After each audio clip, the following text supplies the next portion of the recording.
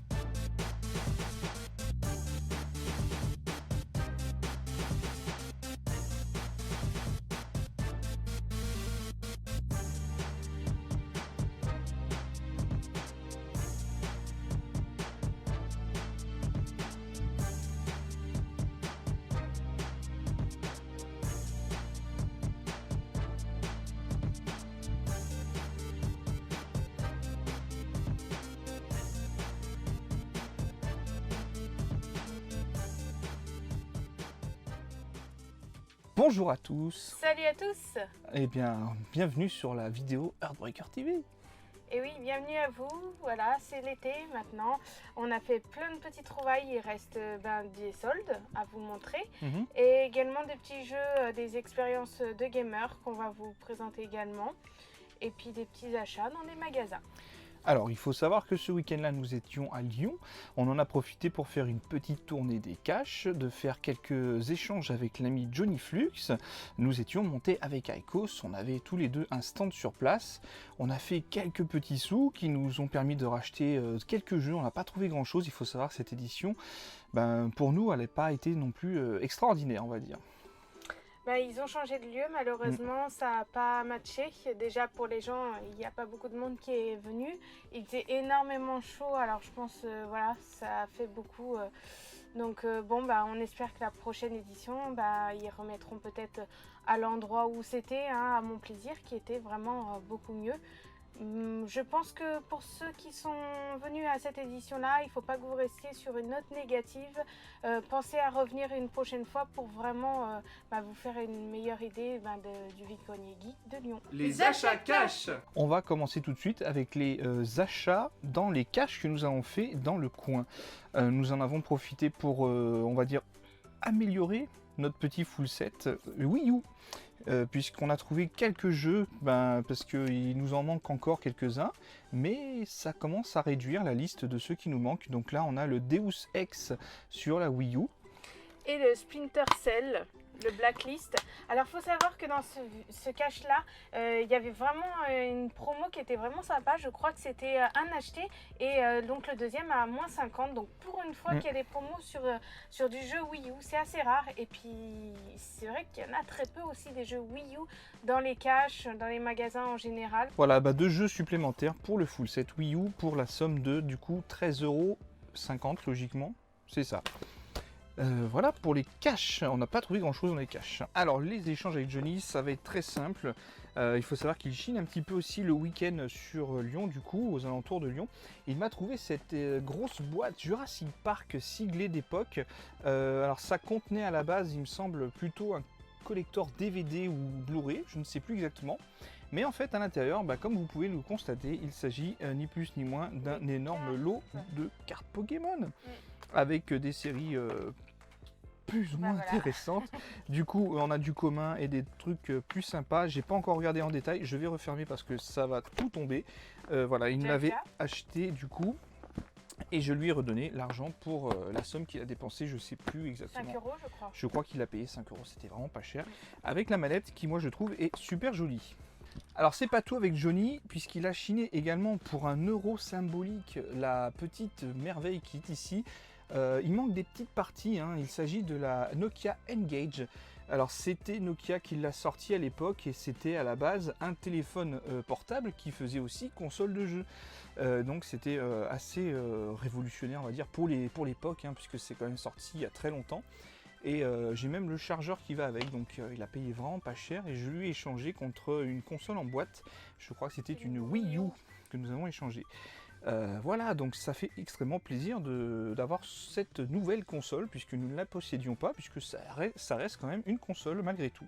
Et on a un petit jeu qui va avec, hein, uniquement, donc il va falloir qu'on s'en trouve un petit peu plus. Alors il faut savoir aussi qu'elle s'allume, elle fonctionne, mais apparemment il faut la débloquer avec le code PUNK. Machin chose. Et du coup ce code là je ne l'ai pas, donc il faudra qu'on arrive à le débloquer pour l'ouvrir, pour accéder à l'intérieur. Les achats hebdo. Alors il n'y en a pas beaucoup, vous allez voir. J'ai acheté un jeu, alors je n'ai pas encore testé le jeu, donc je préfère ne pas vous en parler pour le moment. Je préfère vous en parler un peu plus tard dans une rubrique qu'on a appelée l'expérience de gamer. Donc voilà, ce jeu c'est My Memory of Us. C'est un jeu qui est uniquement en noir et blanc et en rouge. Donc voilà, je vais pas m'attarder dessus.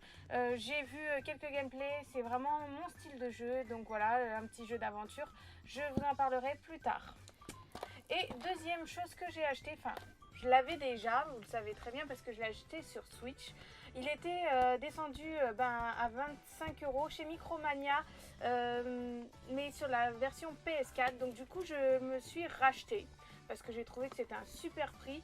Et puis en plus de ça, j'avais pas encore ouvert ma version Switch. Et du coup, je préférais en racheter un. C'était plus facile pour moi de rouvrir la version PS4 parce que je préfère quand même la Switch à la PS4. Et du coup, je vous montrerai tout ce qu'il y a dans ce contenu. C'est un très très beau, une très belle édition collector. Bon, je trouve quand même que c'est un peu imposant, mais c'est quand même une très belle édition. Quelques petites bafouilles achetées dans un ose. Ouais, des petites bafouilles, des petites bricoles, puisque nous n'avons pas l'habitude d'avoir ce genre de magasin. Et c'est vrai qu'ils proposent de temps à autre de beaux goodies à vraiment pas cher. C'est ça. Et là, c'était un petit netbook en fait, hein, pour écrire. Hein. Donc Zelda. Donc ça, c'est vraiment mignon. Moi, j'aime bien écrire des fois dans des petits livres comme ça. Pour la somme de 2 €, il me semble, si je dis pas de bêtises, c'était Johnny qui nous l'avait récupéré parce que c'était sorti bien avant qu'on arrive.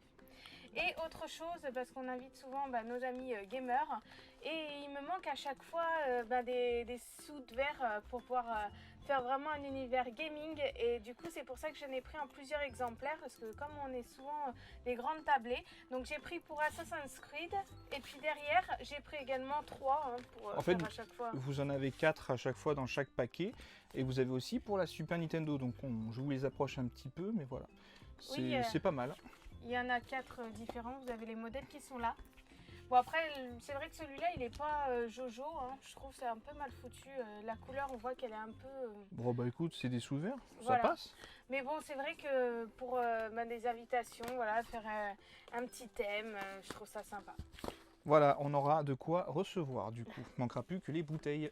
Les achats Micromania. On passe aux achats Micromania avec le My Heroes One Justice. Un jeu de combat sur la thématique manga. Je l'avais vu quand il est sorti, celui-là il m'avait intrigué parce que c'était un des rares jeux à avoir dépassé la barre des 69,90 €. Et il était à 72 ou 73, je sais plus exactement. Et bien là, avec les seuls Micromania à retardement, puisque Micromania, ils ont ressorti de temps en temps des trucs. C'est pour ça que dans notre prochaine vidéo, compte rendu live vide-grenier, qui arrivera bientôt, vous aurez droit aussi à une suite des soldes, puisqu'il y a eu des petites choses très sympas récupérées à la Fnac, et encore un petit peu dans le Micromania. Non. Il y aura eu des choses très sympas récupérées que à la Fnac, pas chez Micromania, puisque Micromania tout est là. Donc le My Hero One Justice, donc jeu de combat du versus fighting. Ah mais tu vois, justement on parlait d'invitation avec les petits gamers, bah, je pense que on fera un petit test avec les amis avec ce jeu. J'espère qu'ils seront pas trop forts. Alors, et on a cherché immanquablement des jeux Switch en sol, on n'en a pas trouvé des masses. Beaucoup, ouais. Et du coup, ben, on se récupère le Knight of Azure 2 que j'ai vu pour 9,99 €. Je me suis dit que c'était un très bon prix. Je ne sais pas exactement à quoi m'attendre avec celui-ci, mais en tout cas, la jaquette m'a donné fortement envie de l'acheter. Et comme ça, on le découvrira plus tard. Celui-ci, on a récupéré quand même pas mal de nouveaux jeux récemment. Et on avait pour 14,90 € le Radiant Historia de Perfect Chronology. RPG, vous avez un héros et vous avez une espèce de livre qui va vous servir à voyager à travers le temps. Je me suis dit que ça serait intéressant de découvrir ça. Merci Micromania pour ces petites soldes. Et ça? C'est un cadeau effectivement de Micromania. Voilà, donc le Hitman 2, mais il est sorti il y a un petit moment maintenant. Ouais, bah il en restait ça. Voilà, bon, bah, il est pas en super bêta, mais bon voilà, c'est un petit cadeau, donc ça ne se refuse jamais. Et on va passer cette fois-ci aux achats qu'on a fait chez Cultura. Voilà. Et c'est moi qui commence avec le petit Sushi Striker. C'était un jeu qui me tentait, je suis contente de l'avoir trouvé pour la somme de 4 €. Franchement, pour ce prix, ça vaut le coup. En fait, c'est un petit jeu de plats de sushi. Le principe du jeu, c'est surtout de la rapidité, hein. Vous devez choisir 2 plats identiques et puis les sélectionner en même temps pour les faire effacer. Et puis du coup, ça défile comme ça, comme au sushi bar, quoi. Donc du coup, voilà, c'est un bon petit jeu pour jouer tout seul. Et je pense que vous pouvez jouer également à 2, j'ai pas testé. Ça me fait beaucoup penser à Overcooked comme petit jeu. Donc voilà, je pense que ça doit être vraiment amusant à 2 parce que vous aviez vraiment un défi derrière. Johnny nous avait récupéré, alors je sais plus si c'était dans un Cultura ou ailleurs, mais il me semble que c'était dans un Micromania, pour 9,90 €, le WarioWare Gold, la série des Wario avec tout plein de petits mini-jeux à l'intérieur, donc pas mal du tout aussi pour s'occuper. Et on ne l'avait pas vu dans notre Micromania, donc il nous a appelé pour nous dire si ça vous intéresse, je vous le prends. C'était pas Auchan? Non. Ok, bon, si tu le dis. C'est peut-être dans un Auchan, je sais plus. Et on a pu avoir dans un Cultura, vous avez vu, le prix est ouf. Le Sonic Boom, le feu et la glace pour 3 € en neuf. Bah, je trouve que c'est vraiment classe. Il était affiché à 34 €. Ça, c'est vraiment 2 vrais soldes. Ça, on ne peut vraiment que apprécier des prix comme ça. C'est vraiment du vrai déstockage. Là, il se débarrasse à fond. Ce qui est bien, c'est que du coup, c'était pas vraiment le premier jour des soldes, ça arrivait qu'après, hein, Ah oui. 2 semaines après. Donc au moins, ça permet de perdurer un petit peu ces soldes, vu que surtout que cette année, on a fait une vidéo là-dessus, mais on a été assez déçus. Donc du coup, c'est vrai que ça s'est rattrapé un petit peu par la suite entre la Fnac et puis du coup Cultura. Ça a rattrapé pour les autres enseignes, mais Carrefour n'a rien refait de plus. Non, mais bon. Mais bon, le message est peut-être passé et on ne sait pas qu'est-ce que fera Carrefour l'année prochaine, on verra. On reste un petit peu dans le domaine des soldes, puisque Doom Hunter nous a récupéré 2 jeux pour la Switch qui étaient pas chers du tout. C'est ça, alors du coup, je suis super contente pour celui-là, c'est le Punching Princess.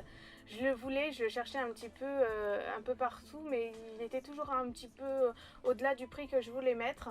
Donc du coup là, c'est pour la somme de 7 €, il me semble, si je dis pas de bêtises, si c'est pas 7, c'est 8 en tout cas. On n'est pas loin. Donc voilà, je vais le découvrir, parce que pour le moment, j'y ai pas joué. Comme vous voyez, il est encore sous blister. Mais comme j'ai joué à pas mal de jeux ces derniers temps, que je vais vous présenter justement en expérience de gamer, du coup, je vous présenterai un peu plus tard également celui-là. Et deuxième jeu sur la Switch, et ça je suis contente quand même de rentrer des petits jeux Switch, hein. Pareil, je crois que c'est 8 € si je dis pas de bêtises, donc c'est le Legend of Kay, donc l'anniversary. Donc voilà, ça aussi c'est un bon petit jeu qui est sorti sur plusieurs plateformes, hein, comme la PS4 également. Donc j'espère qu'il va être bien, même si je n'en doute pas, donc je vous en parlerai également bientôt, je l'espère. Les trouvailles du vide-grenier. Et on arrive maintenant dans la catégorie vide-grenier geek, puisque c'était le vide-grenier geek de Lyon. C'est pas ouf, vous voyez. Ou geek. Non, geek. Ah, geek. On a trouvé que ça. Voilà, c'est simple. C'était simple. Ah, c'était il n'y avait pas beaucoup d'exposants, donc du coup très peu de choses ou des choses qu'on avait déjà vues. Donc du coup c'est vrai qu'on a eu du mal à trouver un petit peu notre bonheur. Il y a des choses qui sont parties aussi beaucoup le matin. Ouais. Donc, Il y a eu des belles choses, hein, mine de rien. Hein. J'ai vu des beaux comptes rendus. Mais nous, forcément, il y a quand même des gens qui sont sur place. Hein. C'était ouvert aux 4 vents. Hein. C'était pas comme à la MJC où il y avait le portail qui s'ouvrait à 10h. Donc forcément, là, c'était ouvert, il y avait des gens premier... qui étaient déjà là à 5h du matin, donc c'était pas contrôlé par rapport à ça. Donc évidemment, c'est un peu plus compliqué et c'est un petit peu moins cadré. Donc c'est vrai que je pense qu'ils vont plutôt se spécialiser comme ils étaient, c'est-à-dire dans un intérieur où ça sera bien fermé, où ça sera plus cadré. Parce qu'en plus, il y a eu des problèmes avec les voitures, hein, parce que les gens ont laissé leurs voitures garées alors qu'il y avait des arrêtés municipaux, donc c'était... compliqué. Oui, bon, bref, c'est vraiment pour moi la pire organisation de cet événement en tout cas. Et c'est un peu dommage parce que ça entache un peu la réputation de ce vide-grenier qui est quand même nationalement connu. Moi je pense que dans tous les coins de France on a entendu parler de ce vide-grenier Geek de Lyon. Pour au moins, si ce n'est avoir été le premier à organiser ce type d'événement, maintenant il y en a un petit peu partout en France. Mais c'est dommage parce que du coup, c'était quelque chose qui était quand même de référence et maintenant ça devient compliqué. Ils en sont conscients, hein, je veux dire, l'erreur n'est pas spécialement de leur faute, c'est aussi beaucoup la mairie qui n'auront pas donné un endroit. Ils les ont pas aidés, peut-être bien. Ils les ont pas aidés, voilà.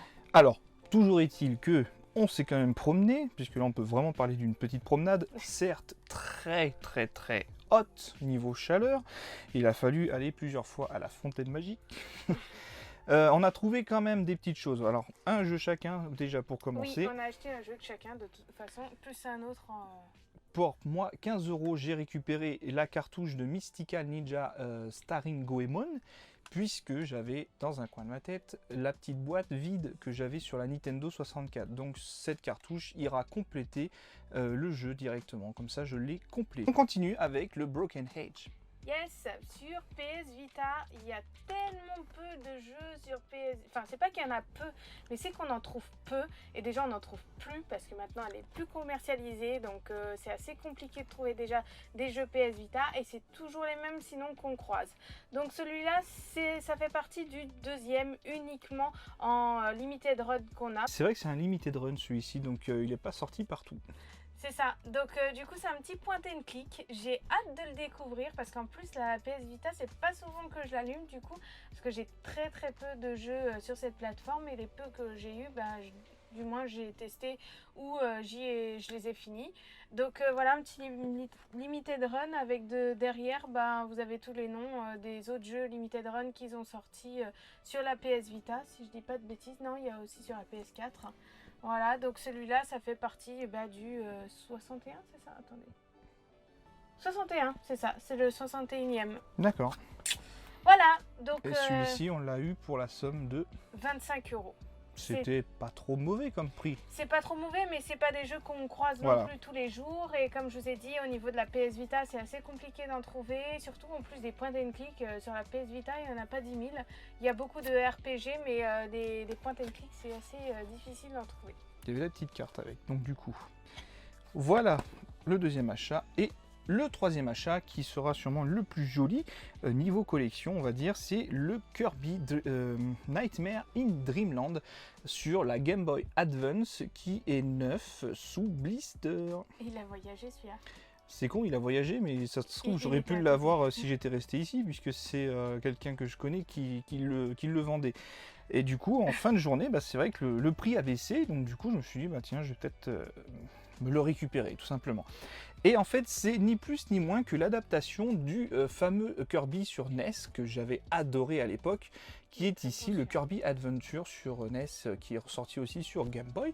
Et bien là, c'est l'adaptation sur Game Boy Advance, avec des petits rajouts de mini-jeux à l'intérieur, de petites choses en plus. Je sais plus ce qu'il y a exactement, mais il y a des petits rajouts. Donc ça fait quand même extrêmement plaisir de trouver ce genre de pièces, même si les prix c'est un petit peu en rapport. Mais bon, on a quand même eu un prix plutôt sympa, on va dire. On a eu le jeu à 130 €, sachant qu'il est quand même neuf et sous blister et que c'est quand même de la licence Kirby. C'est pas mauvais comme prix, je pense, au niveau de la collection, je parle. Bon, après, c'est vrai qu'on préfère quand même acheter moins d'objets et plutôt des jeux qui nous font plus plaisir ou vraiment ou auxquels on va vraiment jouer ou qu'on va vraiment garder en tant que pièce de collection. Plutôt qu'acheter des jeux qu'on s'en fout ou qui repartiront dans l'étagère et que ça soit fini. Donc on a vraiment changé sur ça en fait. On a vraiment changé d'optique et c'est pour ça qu'en fait on n'a que 3 jeux qu'on a achetés pour ce vide-grenier du geek. Et échangé, non, il y a pas non, même pas d'échange. Parce que, Même si on peut parler que comme on a vendu les jeux, ça a été échangé contre des billets, du papier qui a été rééchangé contre le jeu. Donc on peut parler d'échange dans cette manière-là finalement. Oui, si tu veux. Après en gardant les jeux, finalement c'est vrai qu'on va quand même conserver 2 full sets en cours, c'est-à-dire le Wii U et le NES. Peut-être le Game Boy, on va le laisser entre parenthèses ou le continuer tranquillement, même dans 20 ans, il sera peut-être même pas fini encore. On va le mettre entre parenthèses pour celui-là. Si j'en récupère, je récupère, mais je vais pas sauter sur les jeux que je n'aurai pas. À la limite plus pour la NES, parce que ça me tient à cœur. Oui, et la Wii U, c'est notre petit full set à 2 en fait. Voilà. Nos expériences jeux vidéo. Pour l'expérience de jeu aujourd'hui, je vais vous parler de Bloodstained. Je ne sais pas si je le prononce bien, Ritual of the Night. Donc ça c'est le steelbook et le jeu je l'ai eu sur Switch. Alors forcément c'était peut-être pas la meilleure des choses de l'avoir sur Switch parce que cette version est un petit peu, on va dire, un peu ralentie avec les différents PNJ qui apparaissent à l'écran ou les monstres tout simplement, et du coup il y a une sorte de ralentissement qui s'opère. Alors l'éditeur a précisé qu'il allait corriger ce défaut par un patch ou par quelque chose, une mise à jour. Pour l'instant, il n'y a encore rien de fait, mais il me semble que ça devrait quand même pas tarder, parce que si vous essayez ce jeu sur la version PS4, là c'est tout autre chose, il y a vraiment quelque chose qui se crée. Il se veut être la suite spirituelle de Symphony of the Night, puisque c'est à peu près la même personne qui est à l'origine de ce jeu, donc ça prévoyait vraiment du bon. D'ailleurs le jeu est quand même très bon, il est assez bien noté des critiques, et en l'ayant essayé, c'est vrai qu'on se retrouve vraiment dans l'univers un peu Castlevania, mais dans un jeu à la manière d'un Metroidvania si vous voulez. Donc c'est un petit peu la suite du Castlevania Symphony of the Night, mais avec une sorte de gameplay à la Metroidvania tout simplement. L'éditeur de ce jeu c'est 505 Games, ils ont également contribué à sortir le jeu No Man's Skies et aussi Portal Knight. Il est assez bon, hein, honnêtement, c'est vraiment un jeu où vous pouvez y aller les yeux fermés. Néanmoins, on attendra par contre sur la Switch qu'il corrige un petit peu ces petites latences qu'il y a, parce que c'est vrai que ça peut vite passer un moment où vous êtes à 30 fps et ça passe des fois à 15 ou même 20, donc c'est un peu ennuyeux. À chaque fois qu'il y a des personnages qui apparaissent, c'est vrai que ça crée des latences, donc c'est un petit peu dommage, mais ça devrait être corrigé très prochainement. Donc la version Switch est un petit peu sombre, hein, vous le verrez si vous avez pris sur cette console là. Je vous le conseille plutôt sur la PS4. En fait, vous devez tout simplement, avec l'aide de votre personnage, vous allez explorer un petit peu tout l'univers qu'il y a à votre disposition. Il y a beaucoup de sources lumineuses qui vont vous servir pour votre mana, pour votre énergie. Vous allez aussi avoir des fragments. Alors ce qui est marrant, quand vous avez le fragment qui vient vers vous, on dirait que vous prenez un coup porté par un adversaire, mais en fait non, ça fait partie du truc. En fait ça s'intègre à l'intérieur de votre corps, donc c'est un petit peu curieux la façon de la cinématique qu'ils ont fait. On dirait vraiment que votre personnage se prend un coup, alors que non, c'est plutôt bénéfique pour lui. Donc ça c'est un petit peu curieux, mais voilà, c'est assez prenant finalement. On va très vite, on s'ennuie pas, on n'a vraiment pas le temps de s'ennuyer, on découvre un petit peu toutes les pièces, donc c'est vraiment un très bon jeu. Le point Switch. Et donc là, je vais vous présenter un petit jeu Switch qui est sorti il y a peu de temps, hein, au mois de juin. C'est le Leisure Suite Larry qui est sorti donc sur PS4 et sur Switch, mais il est sorti l'année dernière sur PC au mois de novembre 2018. Donc c'est en gros le 8e opus, hein, de Leisure Larry. Véritablement, il y en a 7 parce qu'ils ont fait exprès, hein, d'en oublier un, c'est le 4e. Ils ont voulu faire un petit peu comme Brise de Nice, donc du coup ils ont fait exprès de ne pas faire de numéro 4. Donc après ils ont fait des dérivés, il y en a 2 qui sont sortis en dérivé, et le dernier d'ailleurs c'est le 2e dérivé qui était le box office. Donc là on va retourner sur notre petit jeu qui est sorti donc il y a peu de temps. Donc là nous retrouvons donc le fameux Dragger Loser, donc le Larry, qui se retrouve vraiment dans un milieu de nos jours, c'est-à-dire qu'il était dans les années 80 et d'un seul coup il se retrouve dans la génération actuelle. Donc c'est assez difficile pour lui parce qu'il y a pas mal d'évolutions qu'il y a eu, qui est par exemple le téléphone portable qu'il appelle donc sa boîte lumineuse. Il va apprendre au fur et à mesure de se servir du téléphone portable avec les applications Timber et donc Instacrap. Donc c'est un petit peu modifié, je pense, pour pas avoir des problèmes avec les licences. En tout cas, le but du jeu, c'est qu'il va devoir faire le plus de points possible sur l'application Timber parce que il est amoureux d'une gérante qui s'appelle Prune, enfin de la secrétaire du gérant de l'application Timber. Et elle lui a donné un petit défi qui est d'avoir le maximum de points sur cette application avant de pouvoir avoir un rendez-vous avec elle. Donc bien sûr, il va jouer un petit peu avec cette application et faire des rencontres pour pouvoir avancer un petit peu dans le jeu. Donc c'est un petit point and click.